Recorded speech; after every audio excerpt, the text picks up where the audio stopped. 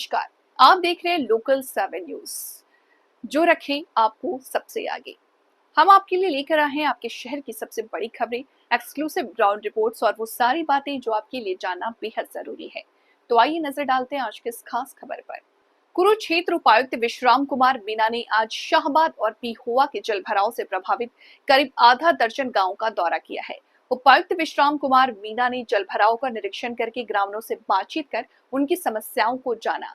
इस दौरान उनकी समस्याओं का समाधान करने के लिए अधिकारियों को कुछ आवश्यक दिशा निर्देश दिए गए। इसके साथ ही गांव के मौजीज और सिंचाई विभाग के अधिकारियों से जलभराव की समस्या को स्थायी रूप से निजात दिलाने के लिए सुझाव भी मांगे तथा लोगों ने कई अच्छे सुझाव दिए। उपायुक्त विश्राम कुमार मीरा ने कहा कि शाहबाद में हर वर्ष बरसाती पानी से करीब आधा दर्जन गांव भर जाता है। इस गांव में मौजूद लोगों और अधिकारियों से नियमित समाधान करने के लिए सुझाव लिए गए। इन सुझाव के आधार पर जल भराव की समस्या का स्थायी समाधान निकाला जाएगा। इसके लिए प्रस्ताव तैयार किया जाएगा और डीपीआर बनाकर अंतिम अनुमति के लिए प्रस्ताव को सरकार के पास भेजा जाएगा। अहम पहलू यह है कि इस क्षेत्र के किसानों की खराब फसल को लेकर जल्द ही ई क्षतिपूर्ति पोर्टल खोला जाएगा। इस पोर्टल के माध्यम से किसानों की खराब हुई फसल का डाटा तैयार हो पाएगा। बहुत ही कई गांवों का बाढ़ग्रस्त इलाकों का दौरा किया है, क्या कहना चाहेंगे सर?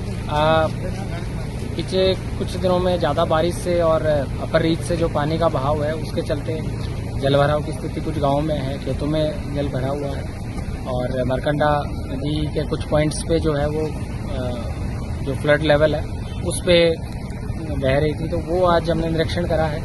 हमने जो शाहबाद सब डिवीज़न के गांव देखे और अभी हम युवाओं में कुछ गाँव में हैं, तो यहाँ कई किसान भी मिले हैं। हमारे यहाँ पे जो मौके के अधिकारी हैं वो भी साथ में हैं। सभी किसान भाइयों से, किसान साथियों से है कि भी सरकार का स्पष्ट है निर्देश है कि भी जो भी आपका नुकसान या ऐसी कोई बात है तो सरकार साथ है और आज हमने उसी का जायजा लिया। जिन गाँवों में जल भराव है, जिन गाँवों में फसल खराब की स्थिति है, उनके लिए पोर्टल क्षतिपूर्ति पोर्टल खुलवा दिया जाएगा।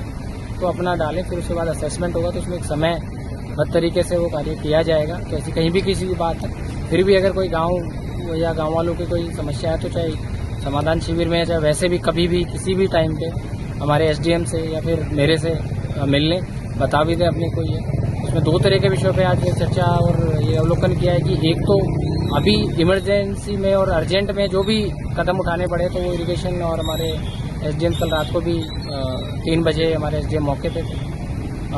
और जो लॉन्ग टर्म में जो प्रोजेक्ट्स हमारे आगे होने हैं, क्या हम इसकी प्लानिंग कर सकते हैं, वो हमारे जिला परिषद और जो सरपंचेज हैं उन्होंने भी कई सजेशन दिए हैं साथ में, तो उन पे भी एक विस्तृत कार्य चर्चा की जाएगी। क्योंकि पिछले 2-3 साल में और ये कई बार ज़्यादा बारिश में हमेशा किसान को और आबादी को एक खतरा रहता है, किसान को भी दिक्कत आती है और आमजन को आवागमन में भी दिक्कत आती है, रोड भी टूट जाती है। तो एक वैसी परिकल्पना बनाने का भी एक सोचा जाएगा कि क्या परमानेंट हम कुछ गाँवों में फेज वाइज परमानेंट ही सोल्यूशन की तरफ बढ़े, ताकि हर साल जो हम जितना रिसोर्स और जितना मेहनत की जाती है उसके बाद भी हमें वही दिक्कतों का सामना करना पड़ता है। इन विषयों पे भी आज का ये जो अवलोकन है इस पे भी एक बातचीत करी गई है और इस पे एक विस्तृत हम प्लान ड्रोन से सर्वे करा के और डीजीपीएस मशीन से सर्वे करा के हम इसके एक विस्तृत डीपीआर बनाएंगे। तो ये थी आज की अहम खबर, वो हर खबर जिसे जानना आपके लिए जरूरी था। तो अगर आपके पास है कोई मुद्दा, खबर या सुझाव तो आप हमें जरूर बताएं। हमें फॉलो करें सोशल मीडिया पर और देखते रहिए लोकल 7 न्यूज, क्योंकि खबर वही जो आपके करीब हो। मैं प्रिया आपसे लेती हुई इजाजत, नमस्कार।